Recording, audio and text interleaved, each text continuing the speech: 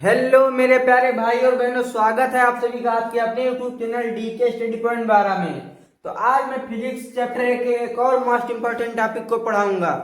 तो टॉपिक है हमारा वैद्युत द्विध्रुव के कारण उत्पन्न वैद्युत क्षेत्र की तीव्रता। तो दोस्तों, अब इसमें दो स्थितियां होती हैं। दो स्थितियां होती है। कौन कौन सी? पहली अक्षीय स्थिति और दूसरी निरक्षीय स्थिति।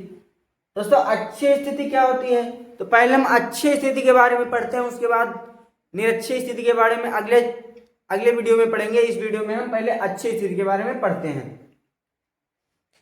इतना बता लीजिए दोस्तों, तब मैं बताता हूं अक्षीय स्थिति के बारे में।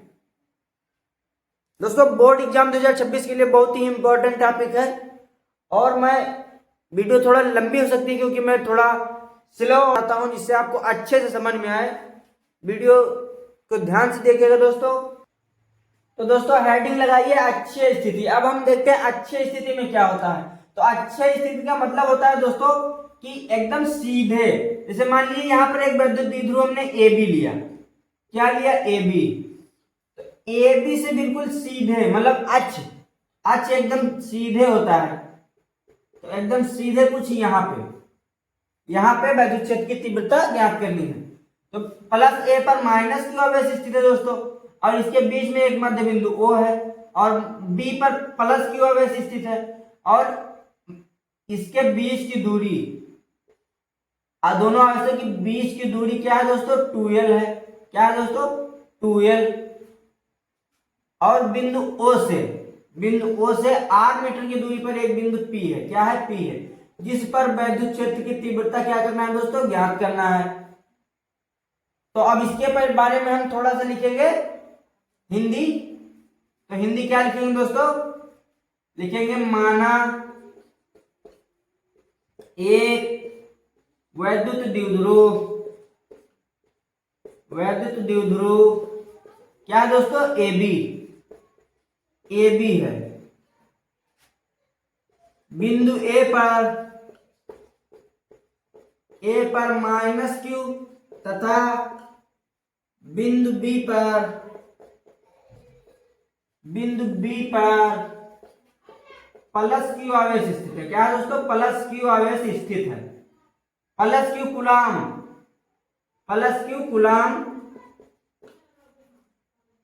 आवेश स्थित है। अब दोनों आवेशों के बीच की जो दूरी है क्या है दोस्तों? 2l है। तो लिखेंगे दोनों बिंदु आवेशों के बीच की दूरी क्या है दोस्तों? 2l। तो लिखेंगे यहाँ पे 2l। ये हो गया दोस्तों, 2l है। अब यहाँ पे इतना हो गया दोस्तों। अब हमें बिंदु O है, तो यहाँ पे लिखेंगे वैद्युत द्विध्रुव। लिखेंगे वैद्युत द्विध्रुव ए बी के बीच मध्य बिंदु O है। लिखेंगे वैद्युत द्विध्रुव ए बी के बीच मध्य बिंदु O है। क्या है दोस्तों? मध्य बिंदु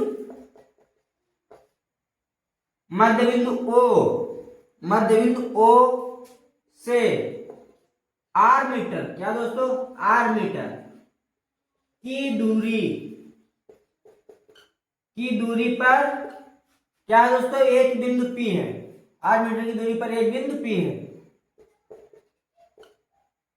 एक बिंदु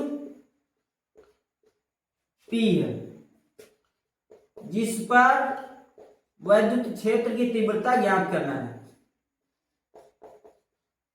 वैद्युत क्षेत्र की तीव्रता ज्ञात करना है दोस्तों। इसको मैं कहीं रट के नहीं लिखा हूं, ये आप फिगर से समझ के लिखेंगे। जैसे माना एक वैद्युत द्विध्रुव ए बी, तो हमने पहले एक वैद्युत द्विध्रुव ए बी खींचा, उसके बाद बिंदु ए पर माइनस क्यू, तो यहाँ पे हमने लिखा बिंदु ए पर माइनस क्यू। उसके बाद बिंदु बी पर प्लस क्यू, तो यहाँ पे हमने लिखा बिंदु बी पर प्लस क्यू। उसके बाद में आवेश स्थित है, फिर दोनों बिंदु आवेशों के बीच की दूरी, तो इसके और इसके बीच की दूरी कितनी है दोस्तों 12 है। तो यहाँ पे हमने लिखा ये दोनों आवेशों के बीच की दूरी 12 है। उसके बाद क्या है दोस्तों, इसके बीच में एक मध्य बिंदु O है, तो हमने लिखा वैद्युत द्विध्रुव AB के मध्य बिंदु O है। मध्य बिंदु O से r मीटर की दूरी पर मध्य बिंदु O है, तो O से r मीटर की दूरी पर एक बिंदु क्या स्थित है दोस्तों P है। O से r मीटर की दूरी पर एक बिंदु क्या स्थित है P है। P पर वैद्युत क्षेत्र की तीव्रता ज्ञात करना है, इतना लिखना है दोस्तों आपको। उसके बाद में अब हम इसका निगमन करेंगे, तो इसको उतारिए, उसके बाद दोस्तों निगमन करते हैं।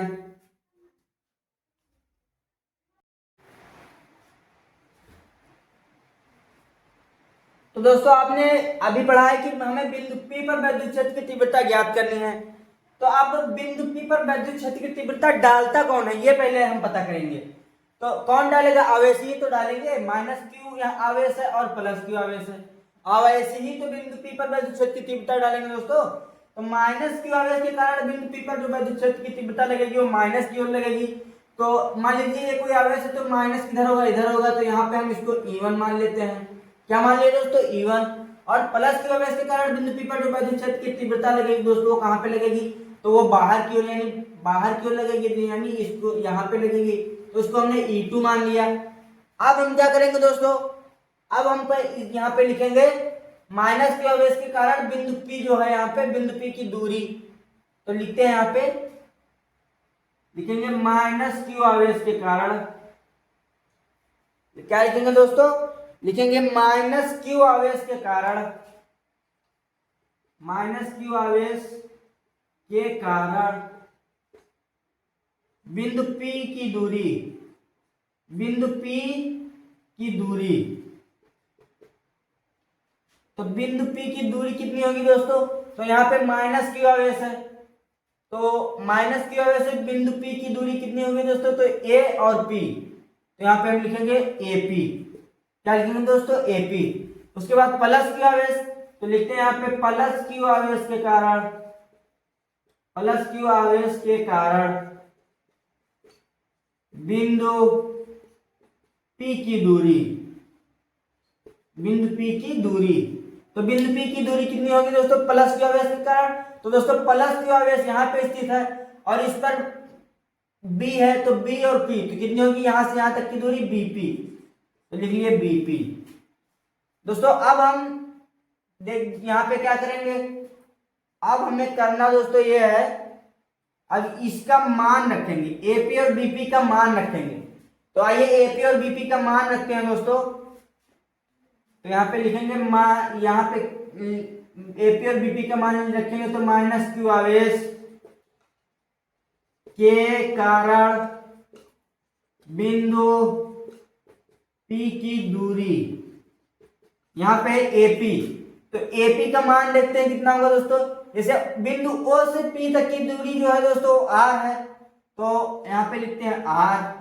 उसके बाद में अब O के बाद जब हम इसमें A जोड़ेंगे, क्यों, क्योंकि -q आवेश है, तो यहाँ से यहाँ तक की दूरी हमको पता है, यहाँ से यहाँ तक की दूरी पता है R है, इधर की दूरी बिंदु A से O की दूरी L है, ये यहाँ पे सिंगल L है दोस्तों, तो यहाँ पे हम क्या करेंगे, जोड़ देंगे, प्लस में L कर देंगे, क्या करेंगे दोस्तों, प्लस में L कर देंगे।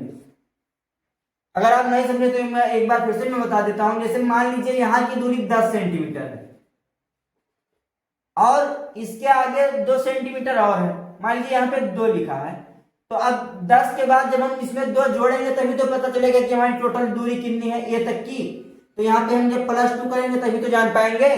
तो वही चीज यहाँ पे अंक ना छोड़कर फिजिक्स के रूप में, मतलब फिजिक्स में जो चीजें यूज की जाती हैं अल्फाबेट्स उनके, उससे दिया गया है, तो R+L हो गया। अब +q आवेश के कारण, +q आवेश के कारण लिखेंगे दोस्तों, +q आवेश के कारण बिंदु P पर, बिंदु P की दूरी, बिंदु P की दूरी ये कितनी होगी दोस्तों, +q आवेश दोस्तों यहाँ पे है और बिंदु O से P की दूरी R है और हमें इसकी दूरी ज्ञात करनी है और इतनी दूरी हमको पता है, तो क्या करेंगे, हम इस R से इसको माइनस कर देंगे, मतलब टोटल दूरी जो है यहाँ से यहाँ तक की माइनस करेंगे तो बीच की दूरी जो होगी वो निकल कर आ जाएगी दोस्तों। तो हम यहाँ पे पहले कर लेते हैं R, उसके बाद माइनस लगाएंगे। माइनस क्यों लगाएंगे? क्योंकि हमें इसकी दूरी ज्ञात करनी है। तो जब दो, जैसे मान लीजिए यहाँ पे लिखा यहाँ तक की, जैसे यहाँ पे है यहाँ से यहाँ तक की दूरी 10 है, और उसके बाद में एक बिंदु है यहाँ पे और यहाँ पे O है। तो जब यहाँ से यहाँ तक की टोटल दूरी 10 है, तो अब हमको ये दूरी पता है कि ये 2 है। तो हम जब 10 माइनस 2 करेंगे तभी तो दोस्तों हमारा निकलेगा 8, तभी तो 8 निकलेगा।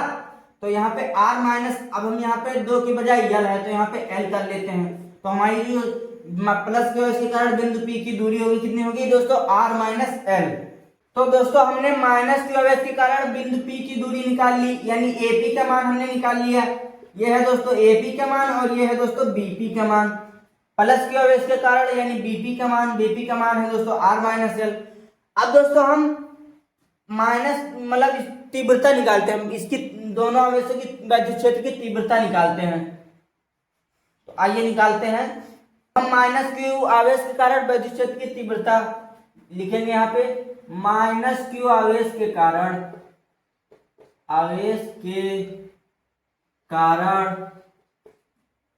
वैद्युत क्षेत्र की तीव्रता,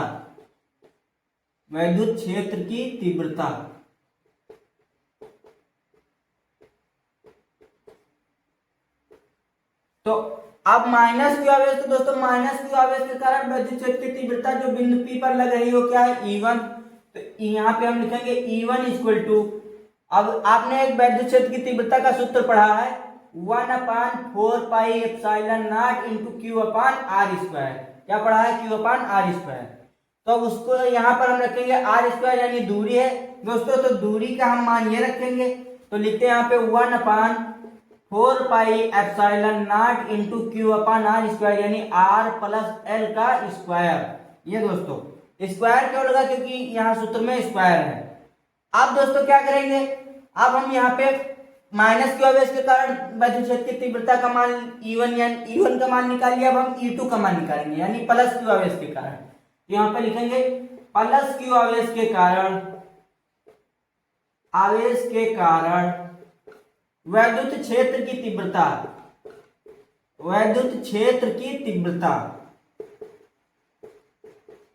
तो प्लस क्यू आवेश के कारण वैद्युत क्षेत्र की तीव्रता यानी दोस्तों E2 का मान, क्योंकि प्लस क्यू आवेश के कारण वैद्युत क्षेत्र की तीव्रता जो लग रही हो E2 लग रही है यानी बाहर की ओर लग रही है। तो E2 का मान में बस करना क्या है दोस्तों? सूत्र जो हमने अभी बताया 1/4 पाई एप्सिलॉन नॉट इंटू, यहाँ पे क्या करेंगे? Q है तो Q रखेंगे और नीचे का मान दोस्तों यहाँ पे R माइनस L, यानी R का मान जो है दोस्तों यहाँ पे दे रखा है R माइनस L, तो लिखेंगे R माइनस L का स्क्वायर। ये दो मान निकल गए दोस्तों। इसको हम इक्वेशन नंबर फर्स्ट मानते हैं, इसको इक्वेशन नंबर सेकंड मानते हैं दोस्तों। ये हो गया। अब इसको हम साफ करते हैं, इससे अब हमारा मतलब खत्म है। अब हम इसको सॉल्व करेंगे। अब हमें सॉल्व करने के लिए दोस्तों इन दोनों की परिणामी तीव्रता निकालनी पड़ेगी। तो परिणामी तीव्रता दोस्तों होता क्या है? परिणामी तीव्रता मतलब दोस्तों जब हम जैसे वैद्युत क्षेत्र की तीव्रता प्लस क्यू पर अधिक लग रही है, तो प्लस क्यू से जब माइनस क्यू की वैद्युत क्षेत्र की तीव्रता को घटाएंगे तो जो मान निकलेगा वही परिणामी तीव्रता है। तो लिखेंगे यहाँ पे परिणामी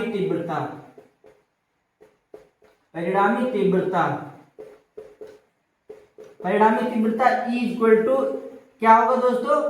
तो E इक्वल टू होगा यहाँ पे E2 माइनस E1। क्या होगा दोस्तों? E2 minus E1। दोस्तों परिणामी तीव्रता यानी E2 और E1 का मान रखेंगे हम।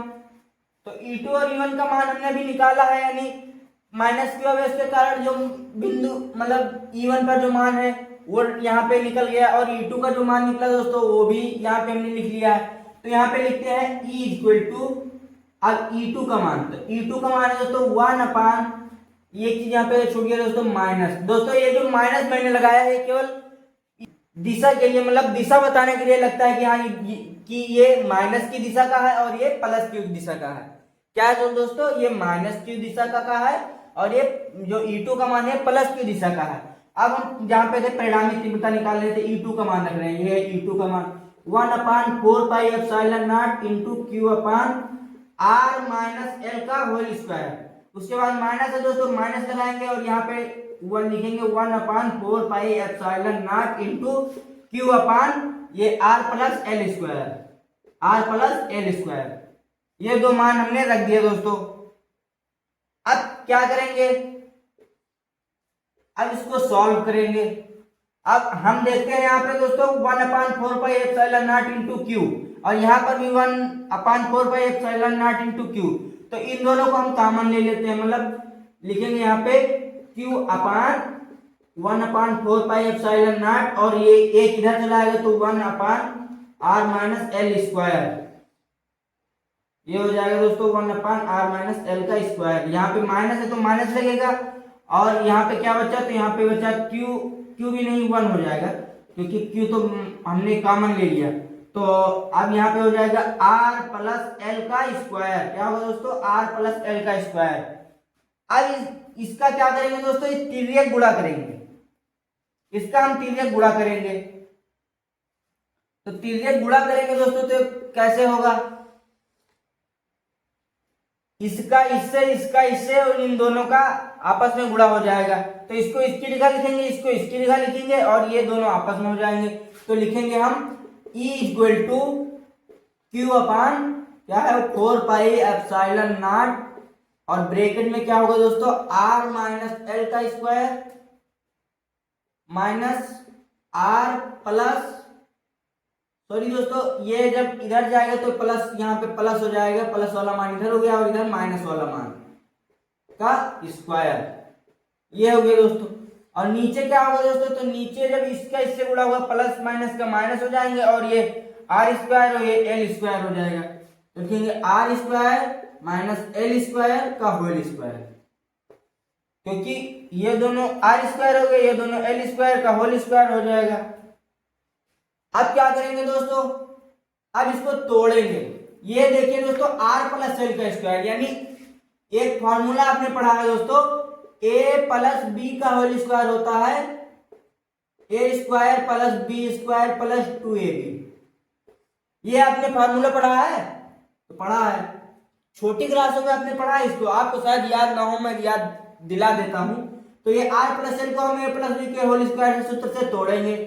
तो यहाँ पे E equal to Q upon 4πε0 into, अब इसको जब हम इंटू नहीं, यहाँ पे इंटू नहीं रहेगा, ब्रैकेट है तो ब्रैकेट लगाएंगे, r प्लस एल का स्क्वायर यानी r का स्क्वायर दोस्तों, उसके बाद में क्या है, प्लस है तो प्लस, और l है तो l का स्क्वायर, और यहाँ पे क्या है दोस्तों, प्लस है तो प्लस लगा लिए, 2ab यानी 2rl हो जाएगा यहाँ पे, क्योंकि ab के लिखा है यहाँ पे rl है, यहाँ पे माइनस लगाएंगे, इसको भी तोड़ेंगे तो ये हो जाएगा R square plus L square minus 2rl, क्योंकि दोस्तों a plus A minus B का जो सूत्र होता है तो उसमें यहाँ पे माइनस हो जाएगा केवल, बाकी सेम रहेगा।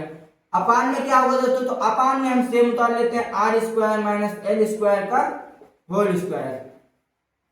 तो अब यहाँ पे क्या होगा दोस्तों, अब यहाँ पे देखिए हम चिन्ह बदल गुणन कर देते हैं, तो q अपान 4πε0 इंटू नहीं रहेगा, ब्रैकेट है, ब्रैकेट लगाएंगे, यहाँ पे r square plus L square plus 2rl minus r square. अभी माइनस जब अंदर गुणा करेगा तो प्लस हो जाएगा, मतलब प्लस माइनस माइनस हो जाएगा, तो यहाँ लिखेंगे r माइनस, क्योंकि प्लस माइनस माइनस हो जाएगा, ये इधर अंदर गुणा कर जाएगा, और अब ये माइनस माइनस से गुणा होगा तो प्लस हो जाएगा, तो r प्लस 2rl अपान में r स्क्वायर माइनस एल का स्क्वायर, और यहाँ पे क्या होगा दोस्तों, स्क्वायर हो जाएगा।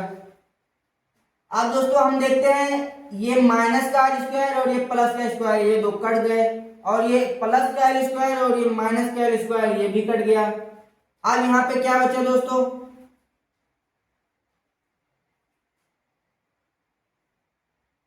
यहाँ पे एक्स्ट्रा लिख दिया था मैंने, तो इसको मैं हटा देता हूं, यहाँ पे ये माइनस है दोस्तों। अब यहाँ पे बचा 2rl है दोस्तों, ये अब ध्यान करना, यहाँ पे 2rl होगा, यहाँ पे क्या होगा 2rl, यहाँ पर भी 2rl, क्या होगा दोस्तों 2rl होगा दोस्तों। अब यहाँ पे 2rl और 2rl को जोड़ देंगे, क्योंकि ये प्लस का मतलब ये और ये प्लस हो जाएगा, तो यहाँ पे लिखेंगे E equal to Q upon 4πε0, और जब इसको जोड़ेंगे तो ये हो जाएगा 4RL अपान, अब यहाँ पे दोस्तों आर स्क्वायर एल स्क्वायर और ये हो जाएगा तो आर स्क्वायर माइनस एल का स्क्वायर और इसका पूरा होल स्क्वायर। ये हो गया दोस्तों। अब क्या करेंगे दोस्तों हम, तो अब हम करेंगे, तो दोस्तों इतना आपने उतार लिया। अब यहाँ पे हम आर स्क्वायर की तुलना में एल स्क्वायर का मान सूक्ष्म कर देते हैं, नगण्य कर देते हैं, क्योंकि दोस्तों यहाँ पे हमने जो आर का मान है वो काफी ज्यादा है, मतलब आर की जो दूरी है वो ज्यादा है और एल स्क्वायर जो है वो कम है, तो इसका मान हम नगण्य कर देते हैं। तो यहाँ पे लिखेंगे आर स्क्वायर की तुलना में एल स्क्वायर का मान नगण्य करने पर,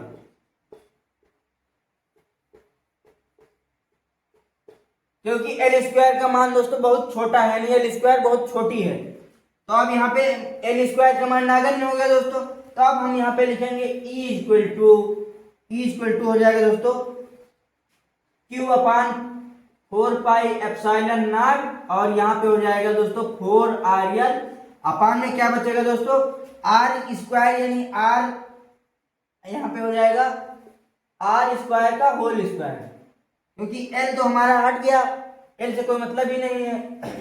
तो ई इक्वल टू होगा दोस्तों क्यू अपान 4πε0 इंटू 4RL अपान में ये हो जाएगा आर की घात 4। अब इससे हम ये आर काट देते हैं, तो ई इक्वल टू हो जाएगा Q upon 4πε0 into 4L upon R Q.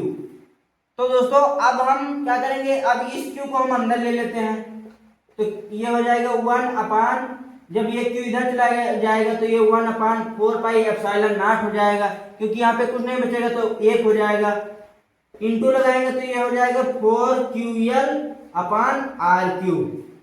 अब आपने पढ़ा है, क्योंकि होता है दोस्तों P इक्वल टू क्या होता है दोस्तों Q इंटू 2L, क्या होता है दोस्तों Q इंटू 2L। तो अब हम क्या करेंगे दोस्तों, यहाँ पे लिखेंगे, अब इसको हम P मान लेते हैं, मतलब लिखेंगे 2P, लिखेंगे क्या लिखेंगे दोस्तों 2P। अब 2P जो करेंगे तो 2 2 4 हो जाएगा दोस्तों, तो हम रखेंगे तो ये हो जाएगा E equal to 1 upon 4πε0 into 4QL है दोस्तों। तो हमने यहाँ पे क्या पढ़ा, P इक्वल टू होता है Q इंटू 2L, यानी इसको हम लिखते हैं 2QL, और इसको इसमें जब 2 से गुणा करेंगे तो हो जाएगा 4QL, क्या होगा दोस्तों 4QL। तो दोस्तों हम यहाँ पे लिखेंगे 2P, क्योंकि 2L का हम Q से गुणा करेंगे तो 2QL हो जाएगा दोस्तों, तो इसको हमने मान लिया 2P, और नीचे RQ है तो यहाँ पे नीचे RQ हो गया। तो ये हो गया दोस्तों वैद्युत द्विध्रुव की जो अच्छी स्थिति पर तीव्रता ज्ञात करनी थी, वैद्युत क्षेत्र की तीव्रता वैद्युत द्विध्रुव के कारण उत्पन्न वैद्युत क्षेत्र की तीव्रता अच्छी स्थिति में, तो हमारी जो निकली वो ए निकली, यही सूत्र बना है। तो आई होप कि वीडियो आपको पसंद आई होगी। अगर वीडियो पसंद आई हो दोस्तों तो वीडियो को लाइक करना, चैनल को सब्सक्राइब करना और वीडियो को दोस्तों शेयर करना अपने फ्रेंड सर्किल में। मिलते हैं कल एक और नेक्स्ट मजेदार टॉपिक के साथ, तब तक के लिए टाटा बाय बाय। और कमेंट में जरूर बताना दोस्तों कि मैंने ये जो टॉपिक पढ़ा है आपके समझ में आया कि नहीं आया, क्या मुझे अपने पढ़ाने का तरीका बदलना चाहिए या नहीं बदलना चाहिए, या यही अच्छा है।